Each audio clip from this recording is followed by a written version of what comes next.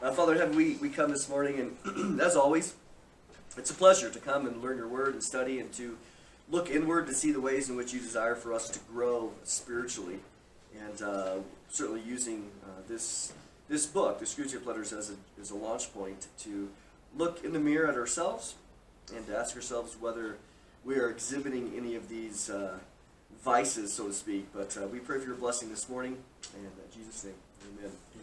Okay, so who wants to give a summary of what we learned last week? It's great. What did we learn? What are the two different kinds of gluttony? Delicacy.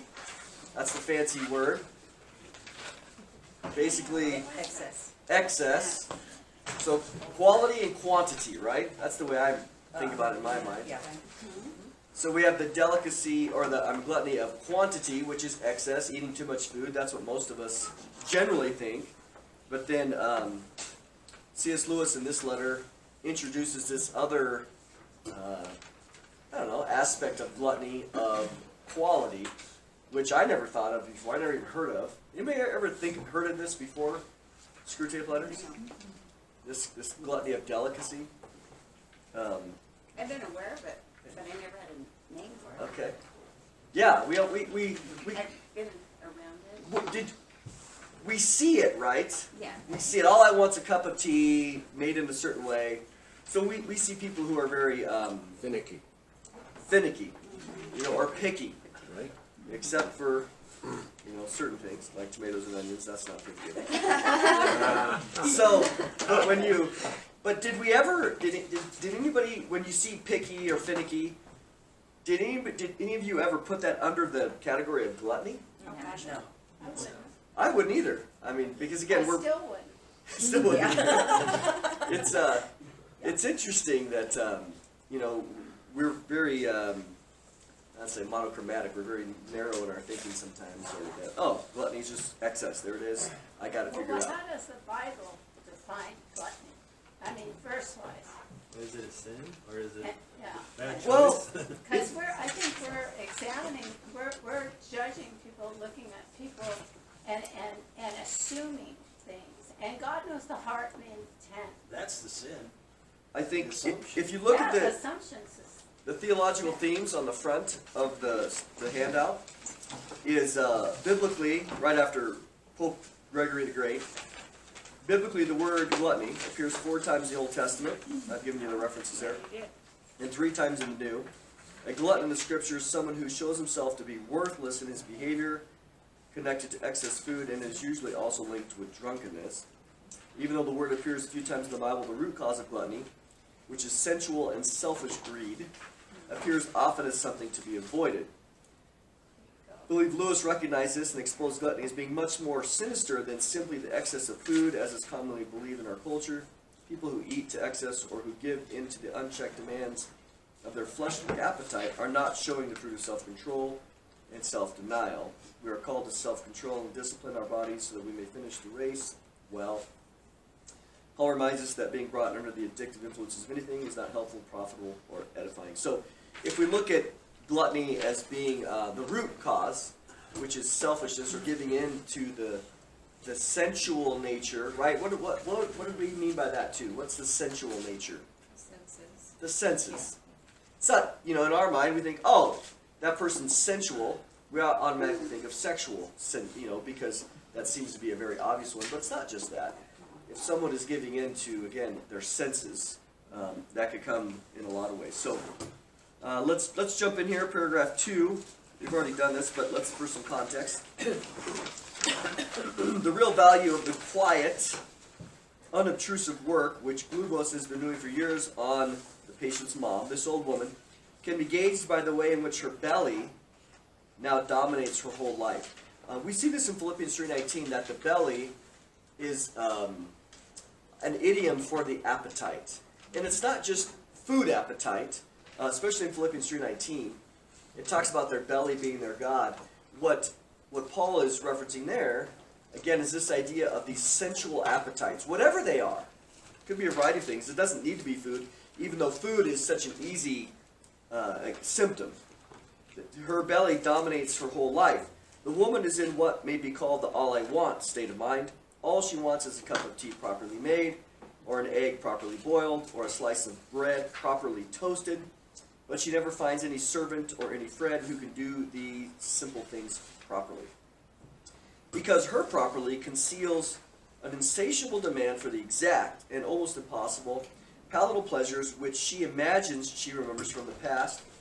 A past described by her as the days when you could get good servants, but known to us as the days when her senses, that's the key, were more easily pleased, and she had pleasures of other kinds which made her less dependent on those of the table. Meanwhile, the daily disappointment produces daily ill temper. Cooks give notice. What does that mean, cooks give notice? They quit. They quit. I'm giving my notice. I'm quitting. Cooks quit, and friendships are cooled. Yep. If ever the enemy introduces into her mind a faint suspicion that she is too interested in food, Glubos counters it by suggesting to her that she doesn't mind what she eats herself, but does like to have nice things for her boy. So she justifies her actions by, again, carrying somebody else's water, as we talked. In fact, of course, her greed, that's the key, her greed has been one of the chief sources of his domestic discomfort for many years. So what do you think's going on here? Let's step back for a second, get an overview. What's going on here with the mom and the son?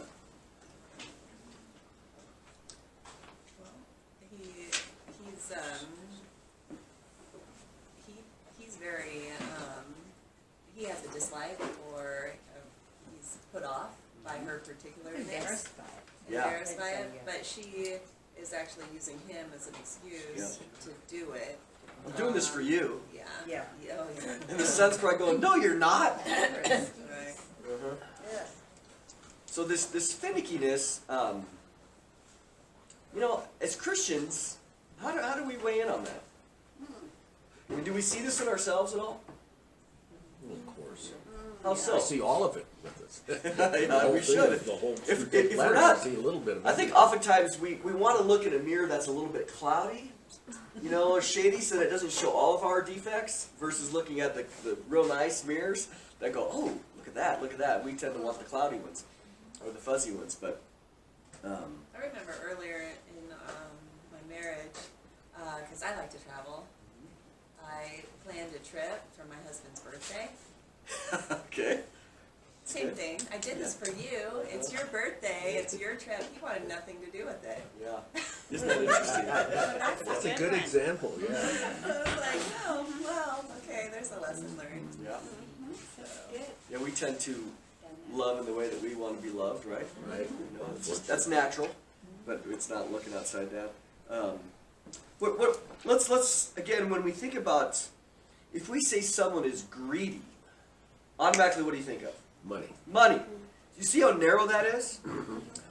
What other ways does greed come into play as a vice? Time. Time? Sure. Go on. It's my life. I want to do it my way, Uh-huh. and I've done my stuff already, and I don't want to do any more of it. Okay. That comes up in letter 21, which is very... Greed will, especially as it relates to time, as a sense of entitlement. Hey. That was the word I was looking for. Yep. This is mine. Why are you infringing on my? What else? How are we greedy in a non-monetary sense? Dawn, help me out here. That's where you should, well, maybe the wife should answer for the husband, not the vice versa. How are we greedy? Time. Where you go, what you do. The chair you sit in. Okay. Yeah. Yeah. Is that like coveting type thing? It's yeah. It's that kind of plays off that, Mhm. and would it be like the best? Well, let's define. Greed is what? Desire, right? Yeah. Maybe an excessive desire. Usually, not always, but usually at the expense of somebody else. But it could be just, ultimately it comes back to the all I want. We're greedy, we want more.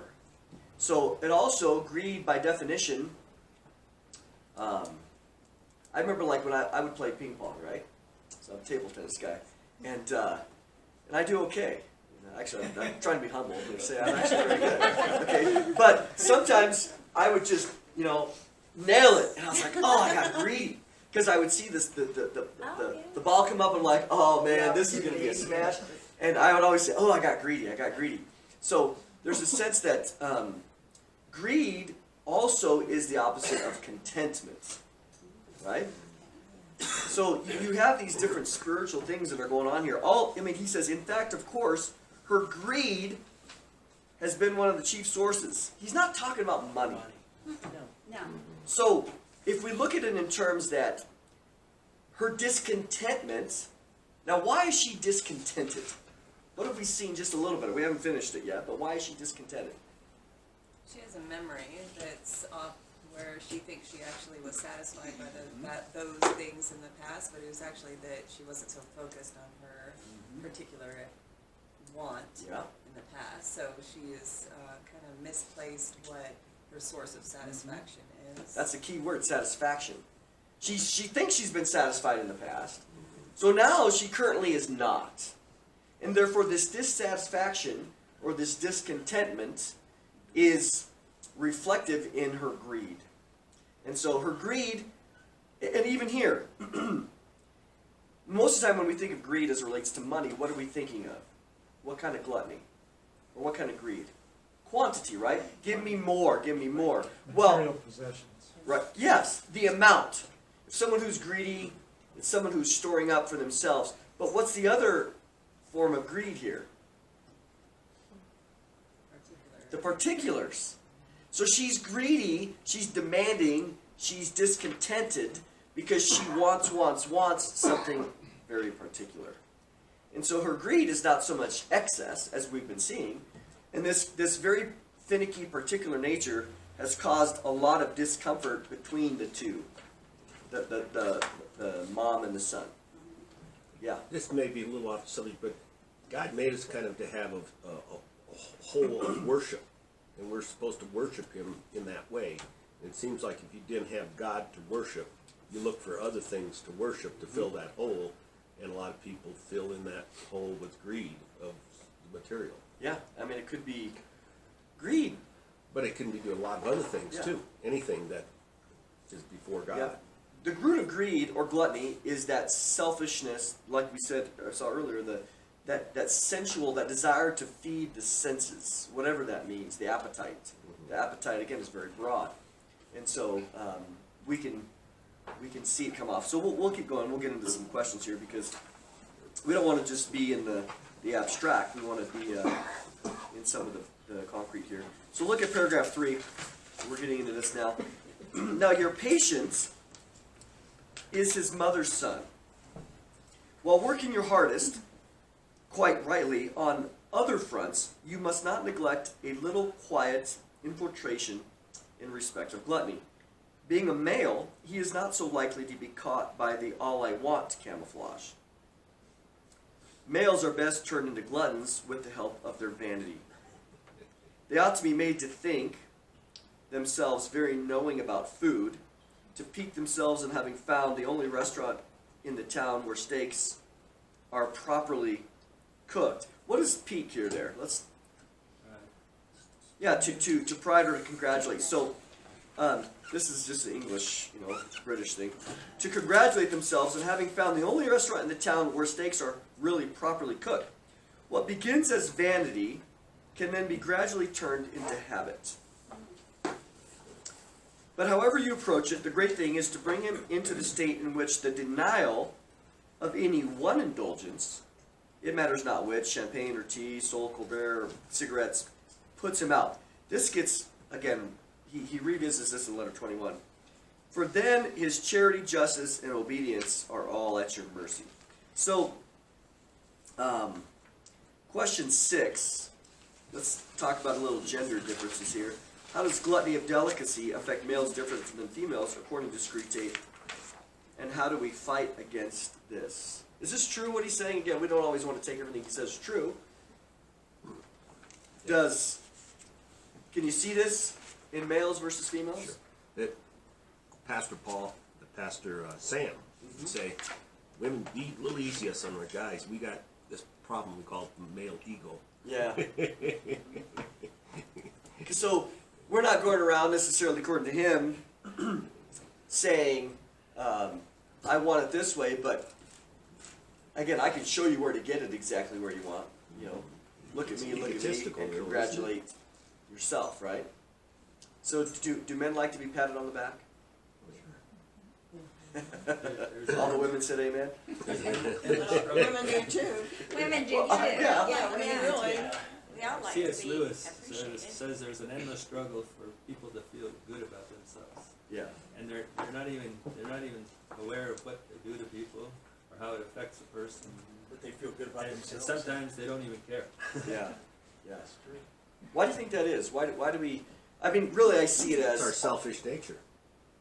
Yeah, I agree. We all, I think, in our lives, we have the need to be validated.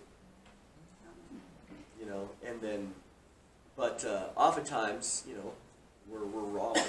You know, but we still like to be validated, and That's I think that's something that we actually are validated when we're rightly related to God, and that's with a source of proper validation.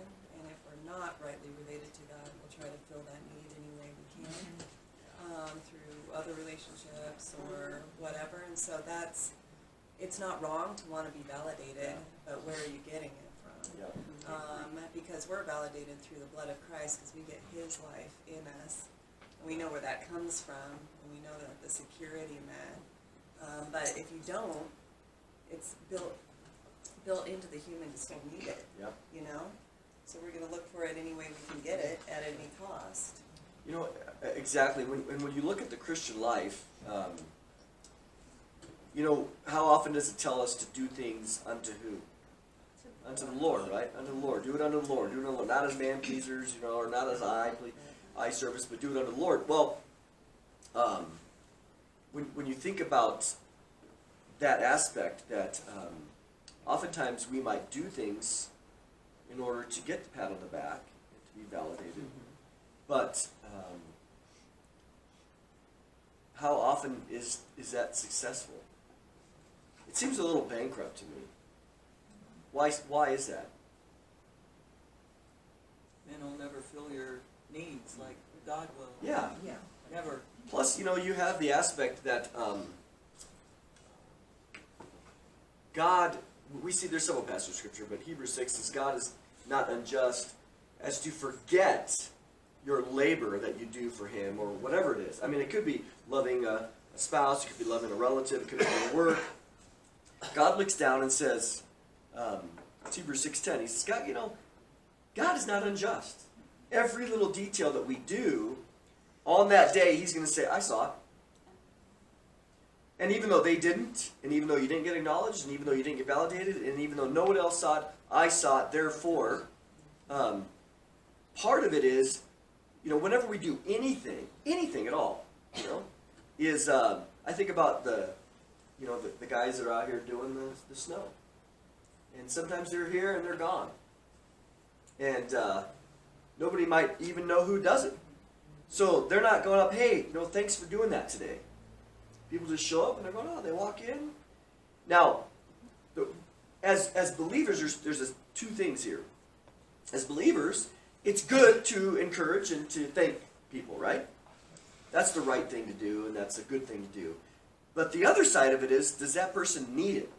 Yeah. Are they looking for Are it? they looking Are they for it? looking for that? And if they don't get it, Then they're upset. are they upset? Yeah.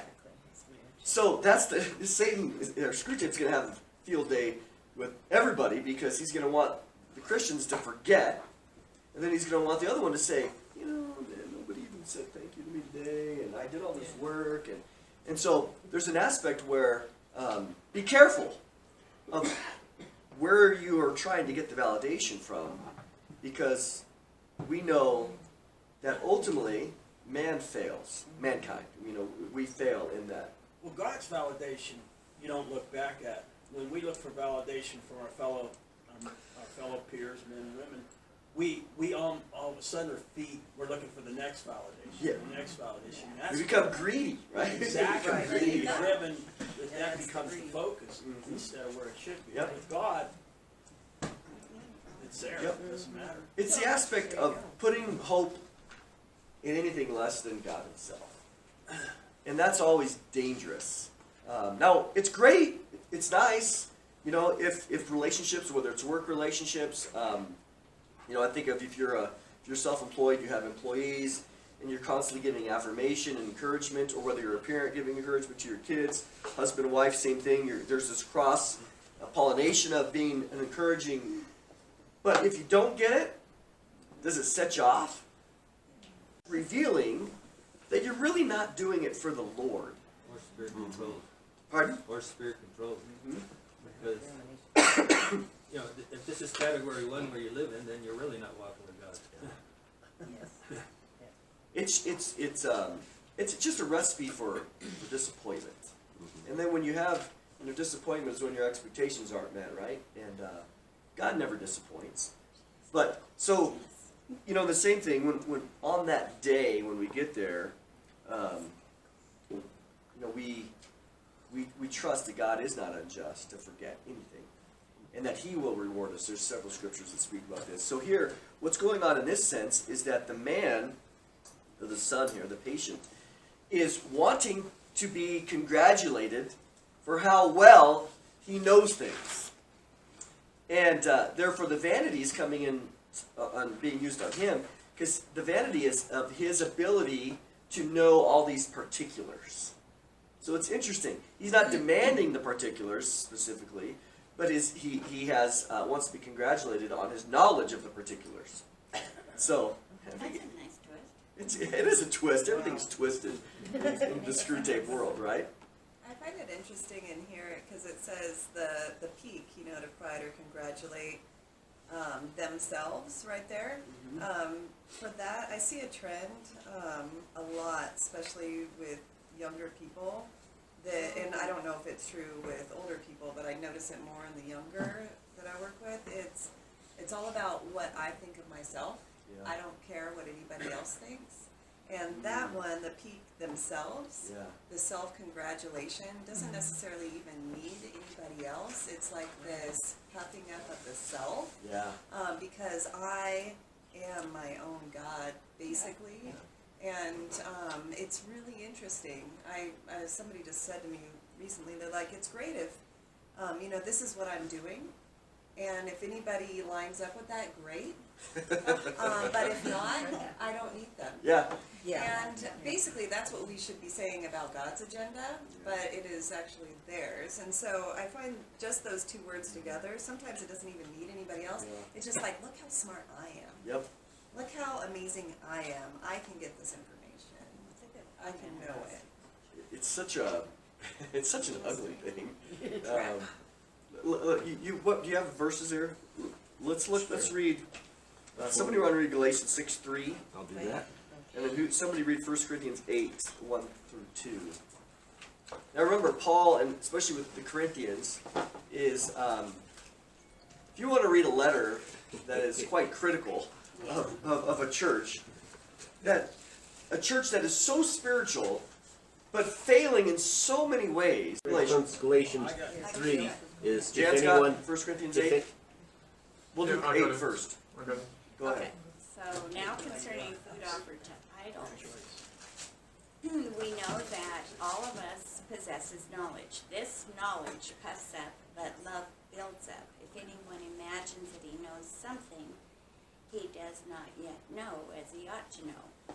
So what is that saying? It can be wordy. Knowledge puffs up. The more you know, the more risk you are to be proud. That's just the nature of it. But secondly, the second verse, read the second part of that Second again. verse is, if anyone imagines that he knows something, he does not yet know as he ought to know. What's that saying? You think it, you know it, you probably don't. As you should. And Yeah. yes, you ought to. Brad? I'm just confused. Like, so he speaks about idols, and then he starts speaking about knowledge. Yeah. So why does he jump into knowledge first? Then? If you get into the rest of the paragraph, or the rest of the chapter, he's talking about, by the time he gets to at the end of 8, especially then into 10, he says, hey, idols aren't anything. And even though some of you know that, you still need to love. So don't walk around, this goes along with Romans 14 in the sense that, hey, I know that an idol isn't anything in the world. And here he's talking about food offered to idols. But the knowledge makes us go around and say, well, if you just had more biblical knowledge, you would know that this is nothing, and therefore people become condescending. That's why Romans 14, the one who has more of the knowledge is supposed to lovingly give in as much as they can to the one that's ignorant, so to speak. So he starts off by saying, hey, idols, but the person who's knowledgeable, that's going to make you proud. And you think you have all the answers. And in fact, what's interesting, I'll just look at it from a scientific perspective. The more that we know, the more that we learn, the more we increase our knowledge base as humanity. On the other hand, we realize how much we don't know.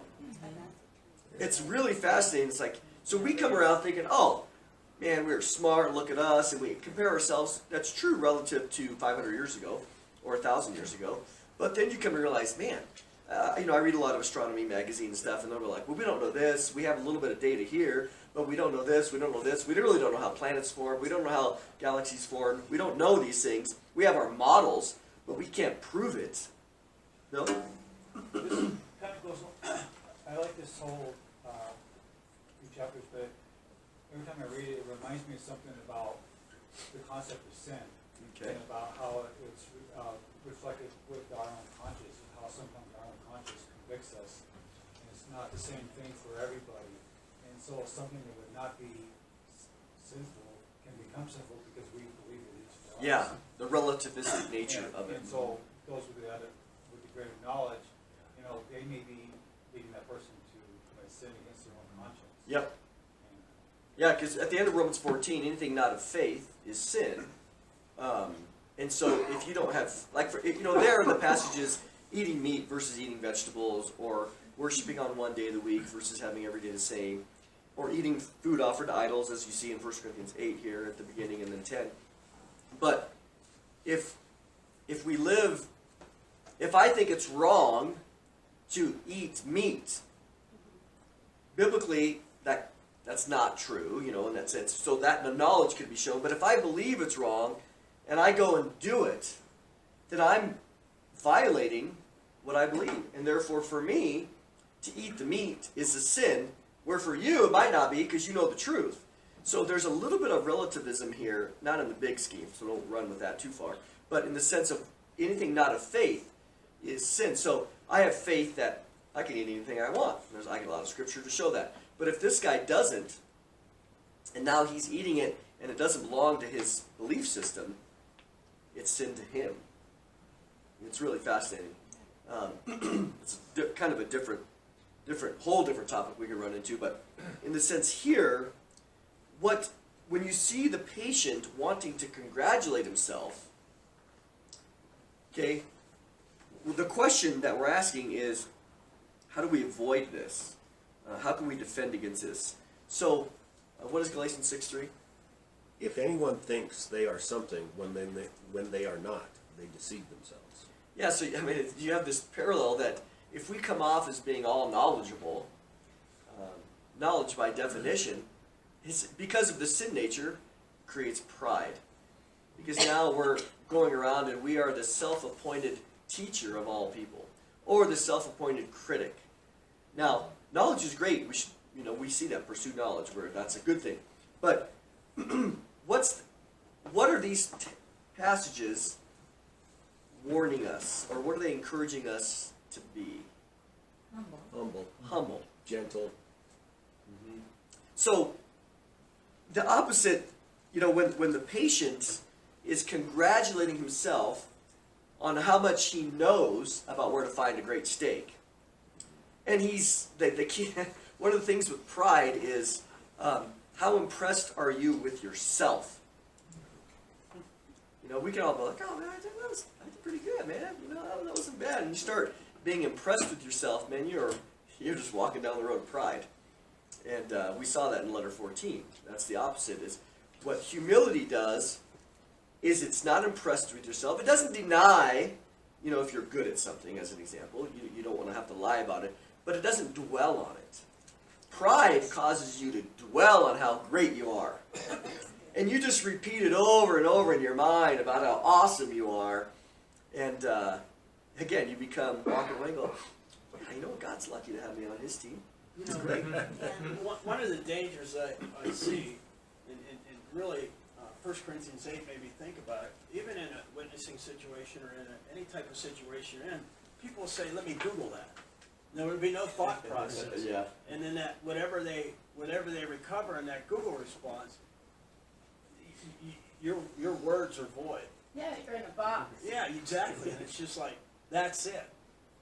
I mean, that's the finality. I mean, even in a witnessing situation, you'll have people they have no real research in anything. No. But right, immediately what they take in with their eyes, that's it, done deal. Yeah. And that's the extent. I'm going to talk about it a little bit later, but in the sense of you talk to people and maybe you're having a disagreement, but they go, "Well, I've researched it." Well, what does your research entail? Google. Really? Wikipedia? Yeah. I mean, YouTube. I remember graduate school that the professor said, if you quote Wikipedia, you'll be an automatic F. I thought, oh, okay, that's pretty interesting. Not because Wikipedia is open. It's an open sourced document, which Change means, anything you want. yeah, there's no peer review necessarily on it. So when you read it, not that, I mean, I use it a lot in the sense of getting a summary, or I'll go down and look and say, oh, I'll launch off to, you know, some of the reference notes, but in the sense that especially it was interesting, I was reading just a couple weeks ago on the New World Translation on Wikipedia, and I was like, oh man, I want to get in here, and I want to write. I thought, how do I become an editor on this? Because I want to say citation needed, because they were making all these claims about the New World Translation, and it just wasn't a reality. And I thought, well, this is the presentation that's being put out there as it relates to the Watchtower Society, the Jehovah's Witnesses, and where, you know, again, there was nobody that was trained in the original languages that did the translation, and but they don't share that. That's very private. But anyways, so be careful. So let's go on here. Let's see. Question 6b. What are the 3 virtues put at risk through the habit of gluttony? And why is that? So what are the 3? Charity, justice, and obedience. Charity, which is what? Love, right? Justice. What's justice? We know what it is, but let's use some synonyms here. Fair and right. Being fair, yeah. I mean, being fair-minded. In obedience, or I'll let you mercy. Why? Because, remember, if you approach it, the great thing to bring about into him, or bring him into the state in which the denial of any one indulgence, this entitlement mentality, it doesn't matter what it is, puts him out, and then he becomes unloving, unfair, and he's disobedient by probably responding with meanness or anger or whatever. He says there, mere excess in food. So this is the gluttony of quantity. Mere excess in food is much less valuable than delicacy, or the gluttony of, quality. Its chief use is a kind of artillery preparation for attacks on chastity. On that, as on every other subject, keep your man in a condition of false spirituality. So, let's just focus on that for a second. What's artillery? That's what you shoot. It's what you shoot, right? What's the purpose of artillery? Destroying our enemies. Is it to win a war? Does artillery win a war? No, but it's often.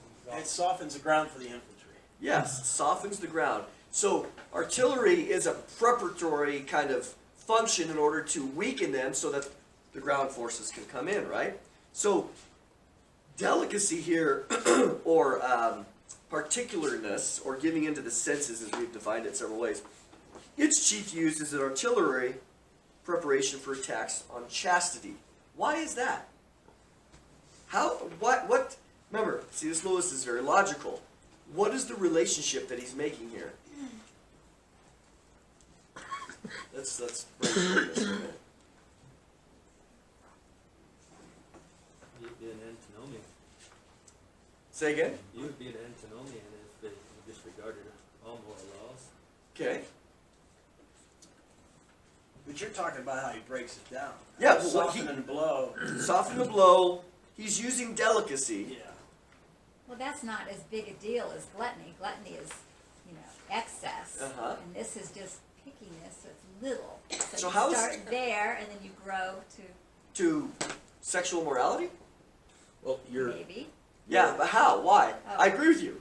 Well, Okay. why does he, how is he getting from A to B here? He's getting from delicacy to sexual morality. What's the connection? This would be really important as we get into the I next think if paragraph. you, Pride. your reference on Ephesians 4:19, if you back it up to 18, it makes a lot of sense. They are darkened in their understanding and separated from the life of God because of the ignorance that is in them due to the hardening of their hearts. Having lost all their sensitivity, they have given themselves over sensuality so as to indulge in every kind of impurity, that they are full of greed. So they have hardened their hearts. But what's hardening their heart? Okay? It's the bridge.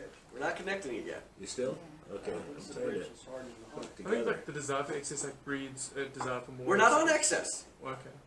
We're not on, remember, this is, he says, Deli? we're on delicacy. So quality, its chief use of quality. Now, no doubt excess is true, but excess is more obvious, like you were saying. What's the subtleties here? I'm going to force you guys, I'm going to make you guys get this. Man, They want to be seen by men. So that leads Like to the sexual Pharisees- morality?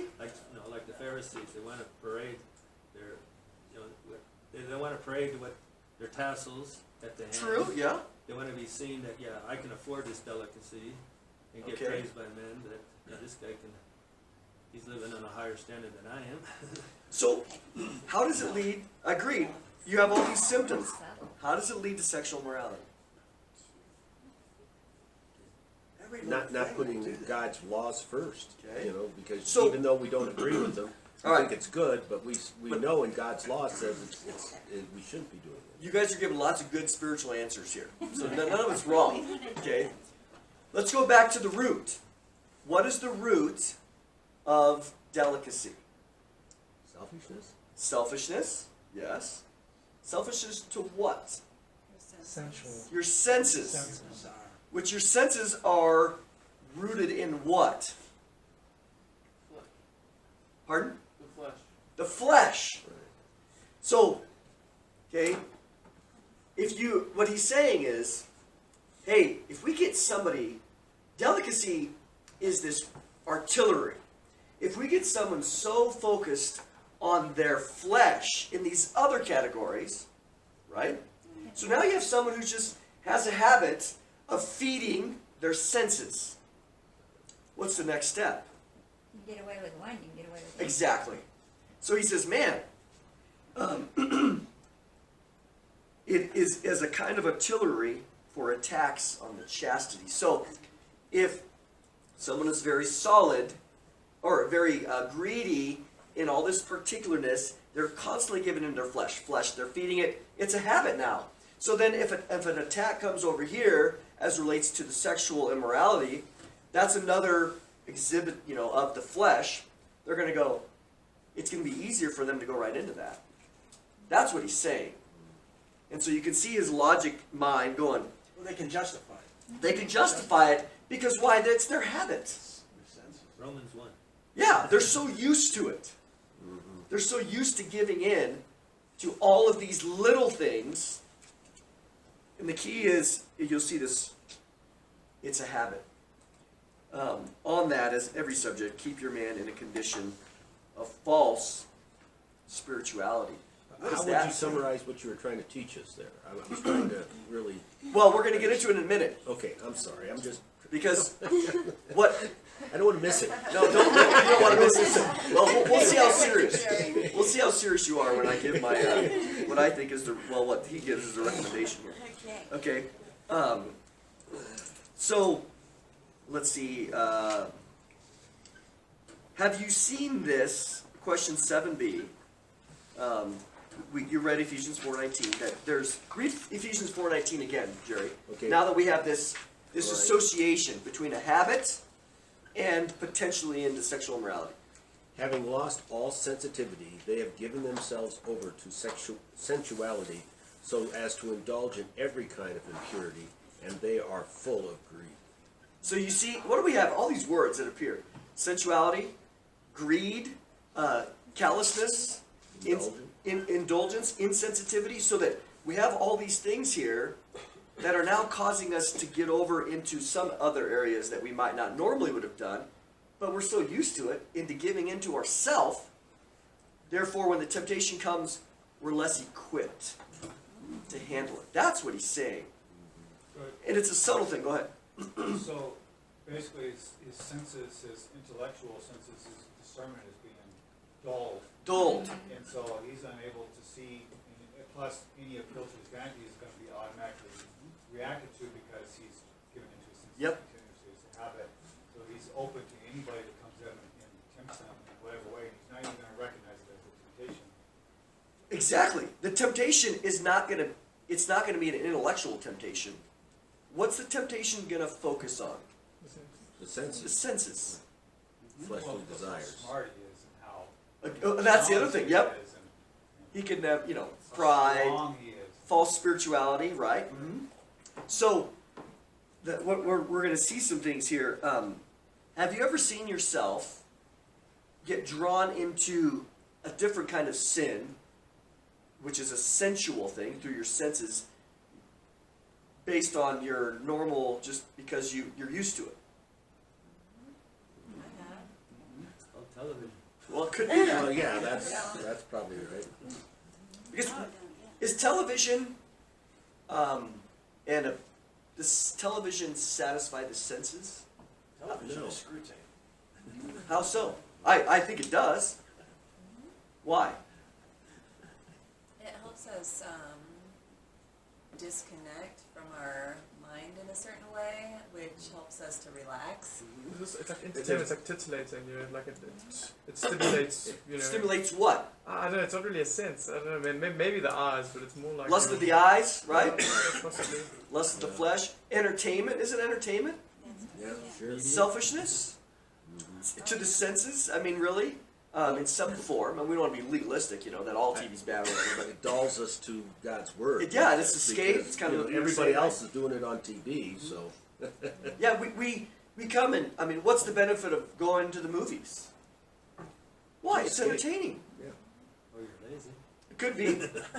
But I mean, like, for like an example of how something like leads into something else, I don't know how many times I've decided to put on a movie and then get a big pack of biscuits, well, not biscuits, cookies, sorry, and eat cookies, like a whole pack of cookies. Yep. So that's gluttony, and it's like you get led into the one, you indulge yourself there, and then you indulge in everything else. Or all the buttered popcorn you Or can buttered want. popcorn, Yes.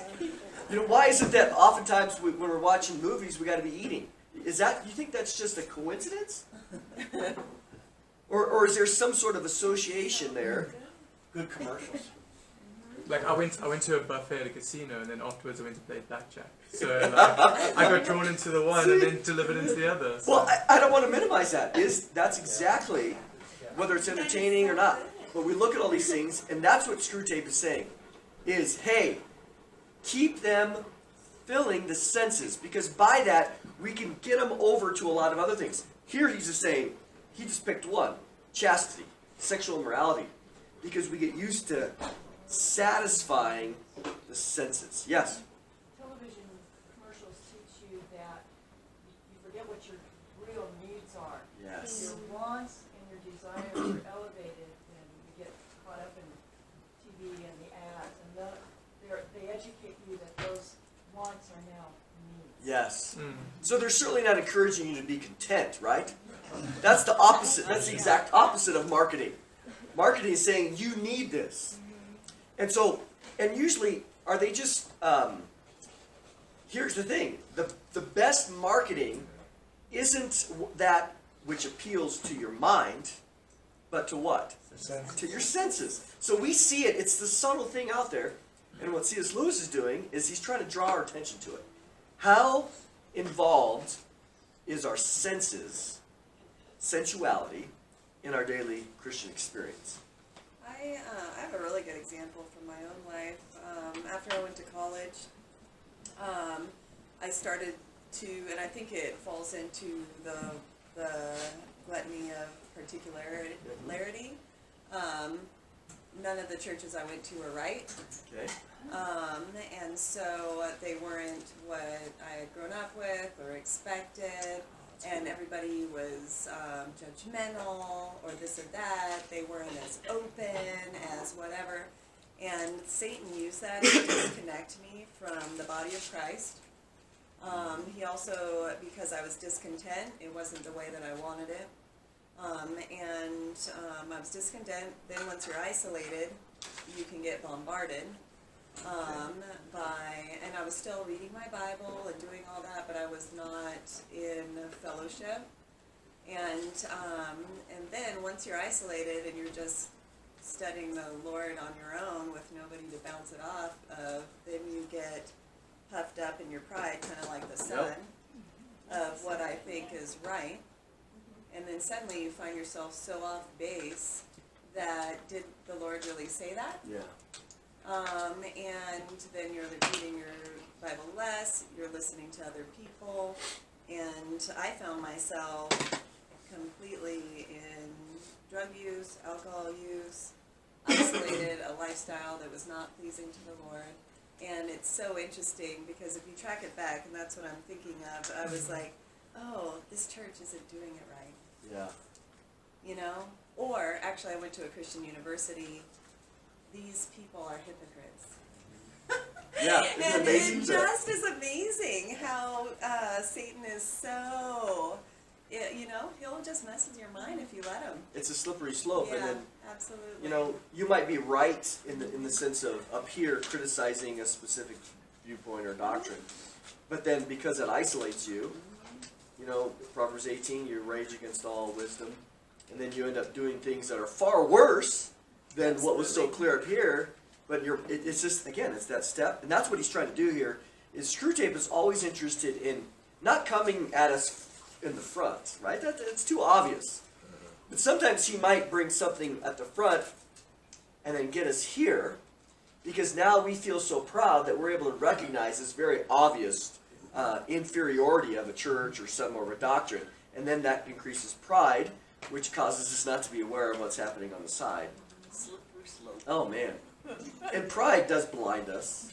And so that's a great example of, again, the senses, again, pride being one of them, and then how we can get attacked over here. So let's jump into the last paragraph. Too, it's also how long you stay in that condition. Because you're capable as a Christian of performing these sins. But you know, if you're staying in these conditions, it becomes a habit, or even something you do quite a bit frequently.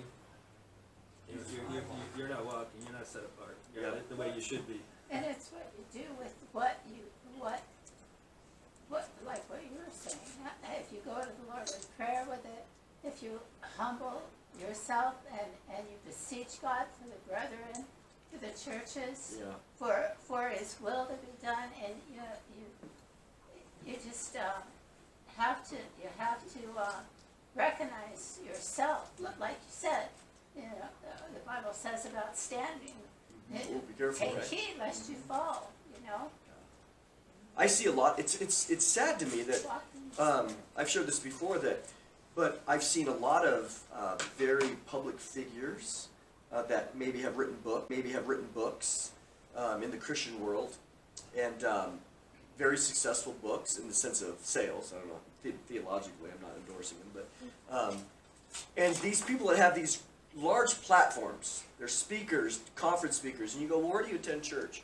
Well, I haven't really found a church yet. I haven't really found a place that is doing it right. And so you see all this criticism that, the church, and it really bugs me that when you see these people say, well, the church needs to wake up, or the church needs to do this, and you say, well, what do you mean by that? Because, so basically what I hear you saying is that you're the only one that has the answer, but yet you're not taking that answer into the church where you can be helpful. And they say, well, nobody wants to hear what I have to say. So then you isolate. And so you have these, circumstances where these people that again, they separate themselves, and then by doing that, there's no accountability for them, and then you can get into these, as soon as you isolate, you can get into these other sins. It's not guaranteed, but the question is does anybody in the church say that the church is perfect? Absolutely not. Okay. So those of us who are here, and we haven't abandoned the church, but yet we know that we're all hypocrites to some degree. Every day we're trying, hopefully we're growing, we're learning. We don't accept that like, well, the church is full of hypocrites, we just keep going. No, we want to grow, we want to refine it. God's always doing that, but unfortunately, these people who are on these great platforms, and I think they don't deserve those platforms. If they've abandoned the one institution that Jesus died for with his own blood, and they've given up on that, then you know what? If they can't stay the course and be in there where church is hard, because church doesn't do it perfectly, but God still tells us to be together and to not forsake, as some do, right? And Satan comes along and we forsake for a variety of reasons. Well, I know there's no churches around here that in my community. I go, really? So God's word that the gates of hell would not prevail has failed. Because in your community, there's not a single church. All of them are apostate. We're Joseph Smith again here, in the sense all the churches are apostate, therefore we need to reorganize and reestablish. But God does abandon churches sometimes. Pardon? Sometimes God Agreed, yes. But in the sense of, has the whole church failed? No, and it's the body of Christ. It's the body of Christ. So in Laodicea, the Lord's on the outside knocking. He's on knocking. The door. He wants to enter one person inside that church, but there's no one in there. Mm-hmm. Please, so let's finish this here, paragraph 4. Never let him or the patient notice the medical aspect. Now, before we stop here, I had to really chase this down because I was going, what in the world is he talking about here with the medical aspect? And he brings it up again in, maybe this is in South Africa. You just kind of have a British culture, right? Yeah. Right? I mean, at least loosely. If you're let's say you're going to play soccer, for a British person, if you're going to play soccer in your 8th grade, you need to go get a physical, right? Mm-hmm. That's what they call this, is a medical. Okay. If you're going to get a medical, you're going to get a physical. So once you turn that around, you go, okay. So never let him notice the physical aspect. Medical, we think doctors. Okay, get that out of your mind. Never let him notice the physical aspect. Keep him wondering what pride or lack of faith has delivered him into your hands, when a simple inquiry into what he has been eating or drinking for the last 24 hours would show him whence your ammunition comes, and thus enable him, by a very little abstinence, to imperil your lines of communication. What is he talking about? This is a summary of what he said up here about this artillery.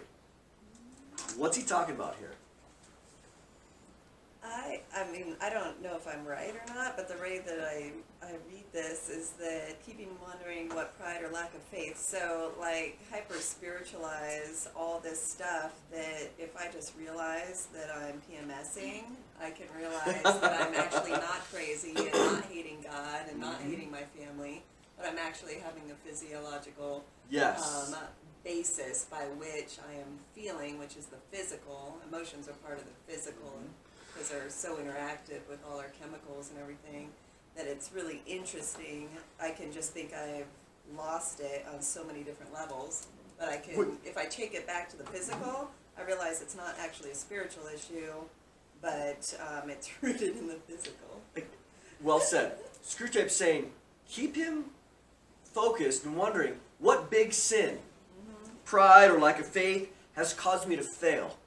When in reality, if he just looked at how he's been giving into the flesh, he'll recognize, oh, it's not some major apostasy.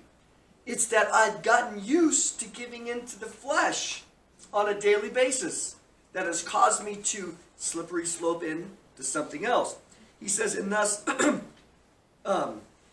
if he had a simple inquiry into what he's been eating and drinking the last 24 hours, would show him where the ammunition comes, the giving into the flesh, and thus enable him by a very little abstinence to imperil your lines of communication. What's that mean?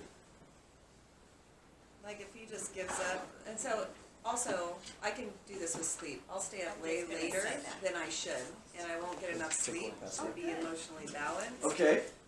So if I just go to bed, Get and some I rest? should, and get some rest, then all the attacks of like my grumpiness, and so then I'm grumpy, and then I'm failing, and then I'm horrible with my family, and blah blah blah blah, and then Satan can really jump on that and just keep me stuck there. And so if I just sleep right, it ruins his ability to deal with me on that level. Because the senses, the flesh, gets cranky when it doesn't get enough rest, or when it's not fed, right?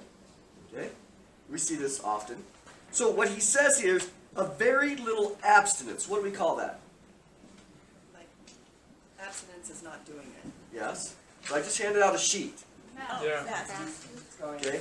Fasting. A little bit of fasting on his part would help him recognize and imperil the lines of communication, because what wormwood is going to try to do is to keep him filling up the flesh and eating and all these other things. And he says, man, if he just abstained a little bit, he would recognize, oh, man, when I don't eat, I get cranky. Wow, when I don't sleep, I'm getting cranky. So my crankiness is not from some big sin. My crankiness is because I didn't get enough sleep last night. I don't understand. It sounds like we've gone full circle back to the flesh again, and this is like going around in circles. Okay? We have to recognize that we are spiritual beings, and everything is tied into our spiritual. If we walk according to the flesh, it's death. If we walk according to the spirits of life and godliness. And so everything's rooted in the spiritual, and crankiness is a sin, because we can be in any condition and still honor and obey God if our spirit is set on Him. If we're Yes. looking to Him, and He will fulfill us. He's sufficient. Agreed. Can I respond to that? super Yeah, quick? hold that thought. Go ahead. So Yeah, John Mark yeah. Comer did a series on spiritual disciplines, and what he speaks about is spiritual disciplines that are remedies to spiritual defects. So if you have the spiritual defect of gluttony, your spiritual discipline that remedies that's from God is fasting. And if you are legalistic, then worship would be your spiritual discipline. Sure. But, And if you've got a pride, then right, like but relationship your with community. fast would have to be spiritual. Yeah, It so can't which is be. It's your response. Yes, it's your response, It's a yeah. response. So it's a spiritual response, It's a a spiritual. spiritual So it is response. spiritual, like you're saying. And Yeah, no it's one, not just a fast. no one is excusing anything here. What we're learning is the ways in which we're attacked, or whether we're tempted. So what Screwtape is bringing up here, Lewis, is to say, again, keep him wondering what this major sin was. This, is it my lack of faith that I'm cranky? Or could it be that the attack I'm getting is not that drastic? Even though if I am cranky, I have sinned. But it wasn't because of my lack of faith necessarily. It was because I didn't recognize the ways in which I didn't get enough sleep. Yeah. So it might not be any bigger than that. Now, when it comes in, it's coming in through this very narrow way. When I sin, it becomes a big deal. Okay? But the root of it is because I didn't recognize this. So, if he must think of the, not medical, if he must think of the physical side of chastity, feed him the grand lie which we have made the English humans believe, that physical exercise in excess and consequent fatigue are especially favorable to this virtue. Therefore, sorry, I'm going to rasp me here, is keep the teenagers in PE, keep them doing a whole bunch of sports, because then they're tired, they won't have energy for sexual immorality. Okay? He says this is the grand lie we've been teaching them, that this excess of physicalness will cause the virtue of chastity to increase. And he says, How they can believe this in the face of the notorious lustfulness of sailors and soldiers may well be asked. Okay? But we used the schoolmasters to put the story about. Men who were really interested in chastity as an excuse for games and therefore recommended games or physical activity as an aid to chastity. But this whole business is too large to deal with at the tail end of a letter. So what he says is they used the teachers to put this story about. Why? Because what I wrote here is, even if that supposition that physical exercise produces increased chastity because they're simply too tired, even if that's shown to be false, the English will disassociate all connections between the physical and vice. Now that's important. What Screwtape is trying to say is, hey, we don't care even if they recognize that this is wrong. Because, so, let's say this. Let me step back for a minute. We've been teaching them this lie. Excess physical exercise produces chastity. They're too tired. He says, but what happens if they realize that that's not true? Because if you think about sailors or soldiers who are very vigorous in their work, but yet they're still lustful. He says, what happens if they realize that that lie is wrong? He says, we'll use that to our advantage too. Because if they say, well, that's this whole thing about physical exercise and lust, that's not true. Yes, because now they'll remove any association with sensual to vice. They'll say, being tired doesn't make me less lustful. Therefore, being tired doesn't make me sin either. You see that very subtle connection? Didn't work for Adam. But this is the slothful person also is an open field to be, attacked by Satan more if he's not active. In other words, he's going to be attacked. So in other words, keep him busy. Well, it isn't doing good things so that Satan doesn't have a chance to undermine. I think that is true, but that's a different aspect. Here, he's talking about you were so overly exerted that let's keep the kids so tired, like the schoolmasters. This idea of recommended games. But he's saying, what the whole point of this letter is that we recognize the ways in which the flesh, through all its angles, will create in us the opportunities to sin. So the key is, the reason I handed this out is fasting. He makes a comment here. A little bit of abstinence will imperil your lines of communication. So what is the, we got a couple minutes here. What is the goal, what is the goal of fasting? Let's not be spiritual for a minute. Let's be practical. Just keep it down here. Denying our fleshly needs. Denying our flesh. That's pretty simple. Why is denying our flesh as it relates to food helpful to the spiritual life? First of all, what does it recognize? Discipline. Dependence. It recognizes as well, all those things are true, that the physical affects the spiritual. That's what this whole letter's about. That's it. The physical can lead us to be these delicacy, these particular people because we want it to be our way very, very narrowly. But he says, here, we fast in order to deny the flesh. Because now, why is fasting a spiritual discipline? What does it produce? Dependence. But I'm not denying that. But what in a concrete or a little bit more at a non-spiritual level, what does fasting produce? Well, just like how when you're gluttonous and everything, it kind of translates into the rest of your life. Yes. Translates into the rest of your life. And how? I agree with you. Because it's a denial of your sensate activities that you enjoy. So this woman, the mom, she's used to giving in to her flesh all the time, right? Everything she wants, she gives herself. And so those habits produce a situation that is extremely helpful for Screwtape because he says, man, we can get this person really easy because they're used to giving into their flesh. Whatever they want, they give themselves. Therefore, do a little temptation over here. They're not going to be in a habit of saying no to the flesh. Therefore, we can take these little things over here, move it over to a different, like sexual immorality, and they're used to giving in over here. They're more apt to give in over here. The opposite is what? The more we're used to denying the flesh, when the sexual attack, sexual immorality temptation comes, we're going to go, no, I'm not doing that. Why? Because it's not as tempting to me, because I'm so used to denying myself on a consistent basis that I do recognize that I'm tired. I do recognize that I'm cranky because I haven't eaten yet. And so what it does is it's, instead of desensitizing us to the flesh, fasting is that regular habit which sensitizes us to the way the flesh tries to creep in.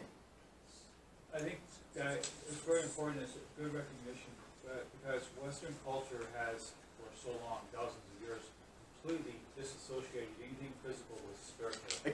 Exactly. Yep. And so now we see no connection between physical and spiritual whatsoever, and so why wouldn't we give into physical things?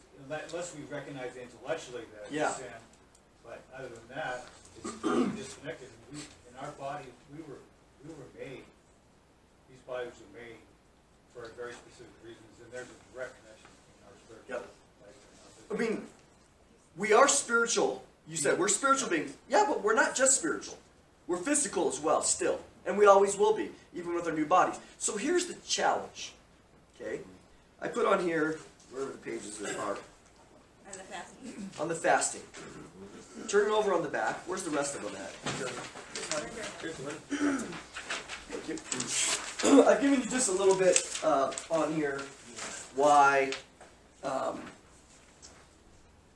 Jesus took it for granted that his followers would fast. He does not say if, but when. So the question is, anybody in here fast consistently every week? Yeah. Now why is that dangerous to us? We're giving into the flesh all the time. That's our norm. We're desensitized. We're desensitized. And so for us, as Christians, I haven't fasted in many years, in the sense of consistently, but when I first got saved, I fasted 24 hours a day for like 10 years, one day a week. And I remember going, wow, this really, it forces us, especially when you're about, hour 20. Yeah. You're going, man, why am I so irritated? Remember up here at the front, querulousness, impatient, uncharitableness, and self-concern. You want to work on being irritable? Don't eat for 24 hours. And then you're going to learn to deal like, okay, this is the flesh screaming at me. Gosh, I'm going to have to battle now. But if we're not used to battling, then how are we going to battle when the real temptation comes? So there is, what I'm going to say is, I'm going to put the challenge out. Okay. Let's make a commitment to doing what Jesus said we would do. When you fast, not if. Now, if you have, too often we will say, if you're a diabetic or something, okay, you're kind of getting a pass to some degree. You can do anything. But if you're not, why aren't we fasting? Seriously. We are so much weaker spiritually because we're not sensitized to what Bill said, this connection. We disassociated the physical and the spiritual. What are you going to say, Ron? Well, it's hard to fast without praying. As far as scripture references here, they're all praying. Agreed. We're not just saying... You can pray without fasting, but you can't really fast without praying. Agreed. You have that extra time, and you're supposed to. So, here's the challenge. Is, fasting, there's several verses here on the front. I highlighted them. I don't encourage anybody to not eat food or drink for 40 days. Okay? There was something miraculous going on there. But with Esther, she had 3 days with no eating or drinking. Acts 9, Paul went 3 days without any food or water.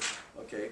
So, in the sense of the most important thing is the food part. Okay? So, what my challenge is that as a church, and here we are in a little environment, is that we go one day. 24 hours. So maybe make it Sunday, you eat dinner at 6, and you don't eat again until Monday at 6. Whatever that looks like. If you want to drink water, fine, but no food. And you won't die. You won't die. It's actually healthy for you. Pardon? That's kind of cheating because you're sleeping most of that one night. You're sleeping at least 8 hours of it. You should do it when you wake up. It's you know what? You wake up. It's funny because Screwtape's saying, well, that's legalism. Already he's trying to attack that. You're right. But Jesus said, when you fast, and if none of us are fasting, well, obviously we're not following what Jesus said.